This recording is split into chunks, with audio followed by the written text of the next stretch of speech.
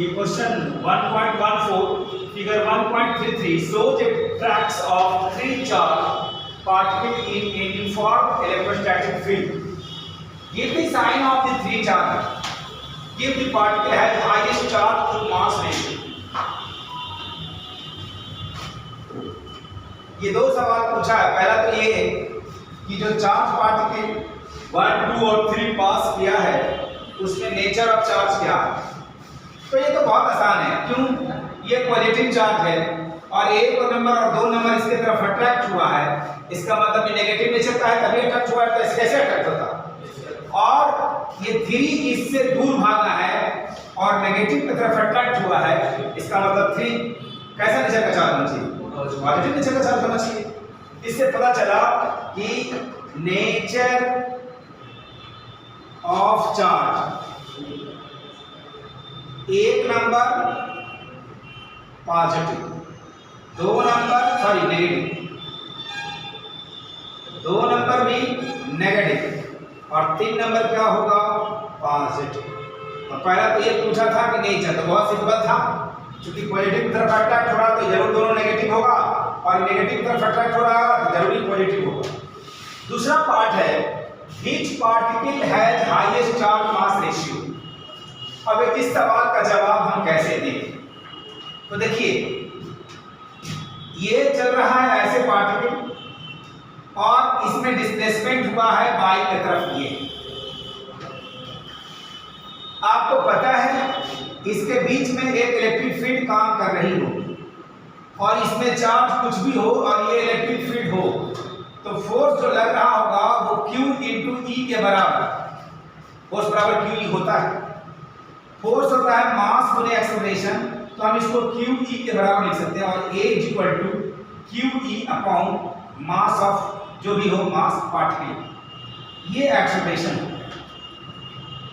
और अब जब ऐसे चल रहा, शुरू में ऐसे चल रहा होगा, इनिशियल वेलोसिटी इसका कुछ भी हो, तो शुरू में डेविएट नहीं हुआ, बाद में क्योंकि इनिशियल वेलोसिटी का शुरू में बाई एक्सिस में इनिशियल वेलोसिटी कितना है? तो 0 है। इसीलिए ये जब ऐसे चलने लगा तो धीरे धीरे इस एक्सेलरेशन के वजह से ये डेविएट होने लगा। इसलिए हम कहेंगे फॉर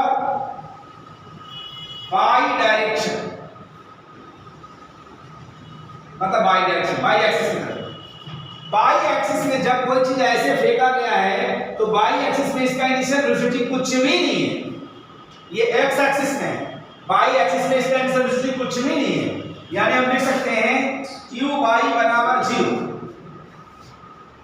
u बाई में बाद में स्पीड आया है, किसके वजह से? ये एक्सेलरेशन के वजह से, क्योंकि आपको चार्ज पार्टिकल को यहां प्रोजेक्ट करते ही इसमें एक्सेलरेशन आ गया था। क्यों? पॉजिटिव चार्ज और नेगेटिव चार्ज की वजह से इलेक्ट्रिक फील्ड एक पैदा हो गई थी जो पॉजिटिव से नेगेटिव की तरफ होगा, और यही इलेक्ट्रिक फील्ड इस पर फोर्स लगाया, इलेक्ट्रिक फोर्स, और इसी की वजह से एक एक्सेलरेशन पैदा हुआ। तो हम इस बाई की जगह पर लिखें तो लिख सकते हैं u Y t plus half at square. Y is equal to u Y को 0 लिख दीजिए, हाफ at स्क्वायर, और फिर Y is equal to half a की जगह पर यहां से लिखिए RT स्क्वायर। अब आप देखेंगे कि इसमें इलेक्ट्रिक फील्ड कांस्टेंट है, टाइम कांस्टेंट है, और Q बाई M रेशियो को ही पूछा गया था कि किसके लिए हाईएस्ट होगा। तो आप Q बाई M रेशियो को देख रहे हैं, डायरेक्टली प्रोपोर्शनल टू बाई होगी, since E and T are constant, ये और T कांस्टेंट है बच्चों। इसी अब आप देखो कि बाई इसके लिए ज्यादा है कि इसके लिए ज्यादा है कि इसके लिए ज्यादा है। निश्चित रूप से 3 का बाई अधिक है, तो जिनका बाई अधिक है, जिसमें डेविएशन ज्यादा हुआ है, उसका Q बाई मास रेशियो भी ज्यादा होगा। इसलिए हम कहेंगे Q by M ratio is highest for 3। यही 2 बात था इसमें पूछा गया था, पहला नेचर और दूसरा चार्ज बाई मास रेशियो किसका लिए हाईएस्ट है। तो मैंने दोनों का सॉल्यूशन आपके सामने कर दिया। बहुत सिंपल था, बस यही थॉट को समझना था कि बाई एक्सिस में शुरू में इसमें कोई एक्सेलरेशन नहीं था और हमने x बराबर u plus half h square लगा दिया है, s के जगह पर बाई लिया और यहां से देखने से पता चला कि 2/m जो डायरेक्टली प्रोपोर्शनल टू बाई है, जिसमें ग्रेटर डिस्प्लेसमेंट बाई में हुआ है, उसका charge by mass ratio greater है। ओके, समझ गए होंगे। Next 1.15 consider a uniform electric field E is equal to 3 to 10 to the power 3 I Newton per coulomb. What is the flux of this field through a square of 10 centimeter on a side whose plane is parallel to biject plane? B. What is the flux through the same square if the normal of its plane makes a 60-degree angle with the x-axis? तो देखिए इसका solution, ये flux से related question है और flux का formula हम लोग पढ़ा है E डॉट ए, जहां पर एरिया वेक्टर। इलेक्ट्रिक फील्ड का वैल्यू तो गिवन है बच्चों, कितना है 3 × 10 के पावर 3 I न्यूटन पर कूलम। अब हम एरिया कैसे निकालें, तो कहता है कि एक स्क्वायर है जिसका साइड दिया हुआ है 10 सेंटीमीटर, तो उसका एरिया कैसे निकलेगा 10 × 10 के पावर -2 10 × 10 के पावर -2। साइड स्क्वायर होता है, साइड का स्क्वायर होता है एरिया ऑफ स्क्वायर, तो ये हो जाएगा 100 × 10 के power -4, this is equal to 10 के पावर -2 मीटर स्क्वायर। अब इसमें ये जज करना है कि इनका डायरेक्शन क्या होगा। तो मैं आपको बोला था कभी एरिया वेक्टर हमेशा परपेंडिकुलर आउटवर्ड होता है, हमेशा परपेंडिकुलर आउटवर्ड होता है। अब पता Y Z plane, Y Z, ये देखो बच्चों ये एक्स हुआ मान लो और ये मान लो जेड हुआ और ये मान लो बाई है, मान लेते हैं। तो कहता Y Z plane, Y Z plane, तो ये बाई जेड प्लेन के पैरेलल कौन होगा एक्स, एक्स हो जाएगा। इसलिए यहां पर क्या लिखाएगा आई। अब आपका आसान हो गया, अब रख दीजिए वैल्यू फाई बराबर 3 × 10 के पावर 3 I और इंटू 10 के पावर -2 I डॉट I 1 होता है, इसलिए हो गया 3 × 10 के पावर 1, 3 में से 2 चला गया तो 1, यानी 30 न्यूटन मीटर स्क्वायर पर कूलम। और एक सवाल और पूछा इसमें बी पार्ट में, ये तो ए का सॉल्यूशन था, और बी एक और पूछा बच्चों, और वो ये पूछा कि अगर एंगल 60 डिग्री बनाए एक्स एक्सिस से तो फ्लक्स क्या होगा। तो फ्लक्स क्या होगा, नया फ्लक्स फाइनस बराबर क्या होगा E A cos of 60 degree. लेकिन ये का वैल्यू हम लोग को 30 मिल चुका है, तो हम इसकी जगह पर लिख देंगे 30 और cos 60 का value half, this is equal to 15 newton metre square पर कूलम आंसर। तो यही दो सवाल, एक ये cos थीटा और E डॉट। इसमें समझने वाली बात सिर्फ इतनी थी कि ये I कैसे होगा, ये आप समझ गए होंगे कि x एक्सिस और सॉरी y एक्सिस और z एक्सिस जो पैरेलल बनेगा एरिया वेक्टर वो x एक्सिस होगा, उसी से हम I इसको जज करें। तो अगला सवाल देखते हैं 1.16 है what is the net flux of a uniform electric field of exercise 1.15 through a cube of side 20 cm oriented so that its faces are parallel to the coordinate planes।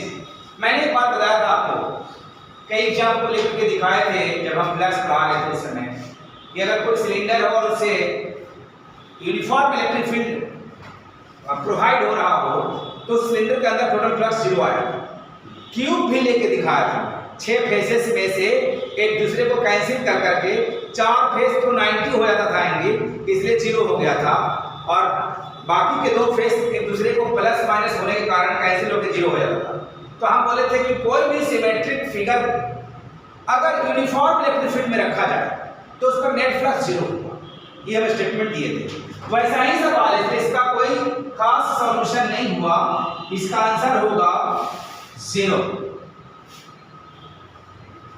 Flux total जो होगा वो 0, क्योंकि incoming is equal to outgoing हो जाता है। जितना enter किया flux उतना ही आउट हुआ, नेट फ्लक्स 0। ये कॉन्सेप्ट हम ऑलरेडी आपको क्लासरूम प्रोग्राम में दिए हैं। तो चलिए नेक्स्ट क्वेश्चन देखते हैं। 1.7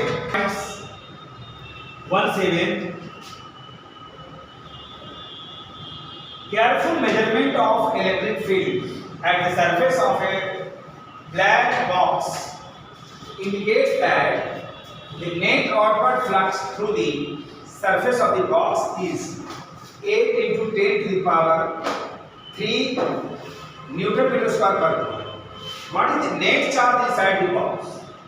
If the net outward flux through the surface of the box were 0, could you conclude that there were no charges inside the box? Why or why not? दो सवाल है। पहला तो पूछा बच्चों चार्ज कितना होगा, what is the net charge. तो आपको पता है फ्लक्स बराबर गॉस थ्योरम से Q बाई एप्सिलॉन नॉट, इसलिए Q बराबर epsilon not into flux. Epsilon not का वैल्यू होता है 8.85 गुने 10 की पावर माइनस 12 और फाई का वैल्यू गिवन है यहां पर 8 गुने 10 की पावर 3 और इस सबको गुना भाग करें यहां तो यह आ जाएगा 0.7 माइक्रो कूलम। ये पहला सवाल है, बहुत सिंपल। दूसरा में कहा गया है कि अगर किसी भी बॉक्स के अंदर नेट माने फ्लक्स 0 आ जाए तो क्या इससे आप कंक्लूड कर सकते हैं कि उसके अंदर कोई भी चार्ज नहीं है। किसी इंसान के पास अगर उसके पैकेट में पैसा 0 है, इससे ये साबित हो रहा है कि उसने कोई पैसा नहीं कमाया है, नहीं है ना। ये भी हो सकता है कि जितना कमाया उतना गमाया, तो ये भी हो सकता है कि जितना फ्लक्स आया उतना फ्लक्स चला गया। लेकिन एक बात निश्चित है कि उस बॉक्स के अंदर नेट चार्ज 0 जरूर है, जितना प्लस है उतना ही माइनस है, लेकिन चार्ज 0 कहना उचित नहीं है। तो बी का आंसर होगा net charge should be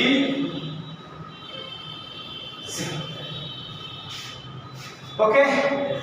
next question 1.18 और ये a point charge plus 10 microcoulomb is at a distance of 5 cm directly above the center of a square outside 10 cm as shown in the figure 1.34. What is the magnitude of electric flux through the square?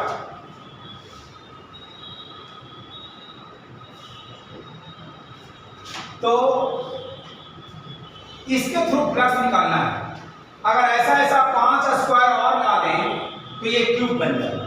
और हम जानते हैं कि Gauss theorem में cube के लिए यानी close surface के लिए टोटल जो फ्लक्स होता है वो होता है Q बाई एप्सिलॉन नॉट। लेकिन हमें इसमें एक सरफेस से पूछा गया है, तो हमको इसको क्लोज बनाने के लिए क्यूब बनाने के लिए 5 और सरफेस लेना पड़ेगा। एक तो ऐसा हो गया, एक इधर से, एक इधर से, एक इधर से, एक इधर से, ऊपर से, तो 5 सरफेस रहता तब ये आंसर होता। लेकिन हमको तो एक सरफेस है, तो 6 सरफेस के लिए Q बाई एप्सिलॉन नॉट, तो एक सरफेस के लिए क्या होगा Q by 6 epsilon. So this is equal to Q by 6 epsilon naught. Q का वैल्यू आपको दिया हुआ था, कुछ देखते हैं कहां दिया है, डायरेक्टली 10 माइक्रो। यस, तो आप इसको लिख दीजिए 10 गुने 10 की पावर माइनस 6 एप्सिलॉन नॉट का वैल्यू 8.85 गुने 10 की पावर माइनस 12 और इसको कैलकुलेट करेंगे तो नियर अबाउट 2.2 गुने 10 की पावर 5 न्यूटन मीटर स्क्वायर पर कूलम। दिस इज अगला सवाल, ए point charge of 2.0 microcoulomb is at the center of a Gaussian surface 9 cm on each. What is the net electric flux through the surface? ये Gaussian surface है, मतलब सब बच्चों को close surface है, इसलिए आप इसको लिख सकते हैं कि आप गॉस थ्योरम के अकॉर्डिंगली जानते हैं कि फ्लक्स बराबर q by epsilon not, direct formula based. q का वैल्यू कितना दिया हुआ है, तो 2 × 10⁻⁻6 बटा एप्सिलॉन नॉट का वैल्यू 8 × 8.5 10⁻12 और इसे गुना भाग करेंगे, कैलकुलेशन तो आपको करने आता है, तो ये आ जाएगा 1.19 × 10⁻5 न्यूटन मीटर स्क्वायर पर कूलम।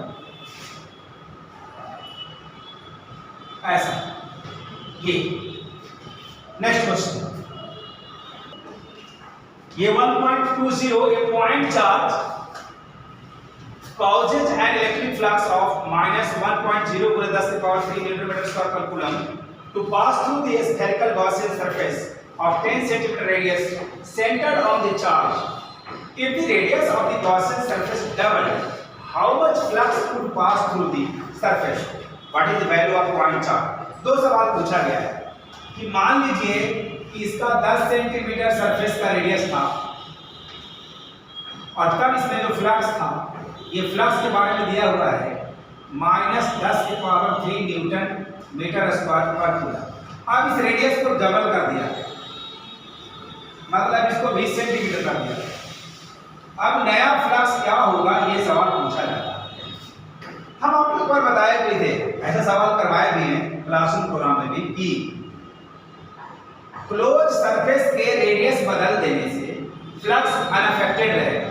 बिल्कुल वैसा ही बात है कि 10 रुपया का नोट को छोटा बक्सा में रखें और बड़ा बक्सा में रखें तो क्या 20 रुपया हो जाएगा? नहीं।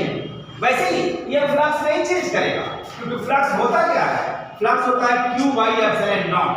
तो चार्ज नहीं बदला तो रेडियस पर डिपेंड नहीं कर रहा, रेडियस तो है नहीं इसमें कहीं, इसलिए रेडियस को बढ़ाने से कोई फर्क नहीं पड़ेगा, इंडिपेंडेंट रहेगा। और इसका आंसर ए का होगा 10⁻³ न्यूटन मीटर स्क्वायर पर कूलम रिमेन, मतलब यही बना रह जाएगा रिमेन। बी में पूछा गया कि तो वैल्यू बताइए पॉइंट चार्ज का वैल्यू क्या होगा, तो आपको पता ही है कि phi बराबर q by एप्सिलॉन नॉट होता है। q आपको निकालना है, तो phi × एप्सिलॉन नॉट, phi का वैल्यू 10⁻³ प्लस 3 था, माइनस इनटू एप्सिलॉन नॉट का वैल्यू 8.85 × 10⁻12 ये होता है। तो आप इसको कह सकते हैं कि 12 में से 3 चला जाएगा 9, यानी near about -8.85 nano coulomb answer. Okay